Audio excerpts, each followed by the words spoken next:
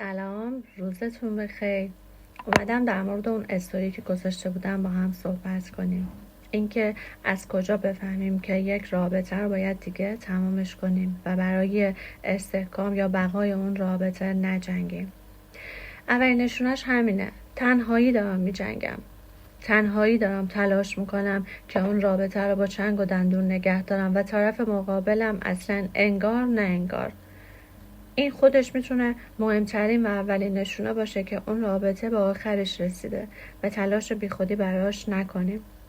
دومین نشونش اینه که هر روز بیشتر و بیشتر تو این رابطه عزت نفس من داره از من گرفته میشه. احساس ارزشمندی دیگه ندارم تو این رابطه. این رابطه باید تموم بشه و باید بپذیری که به آخرش رسیده.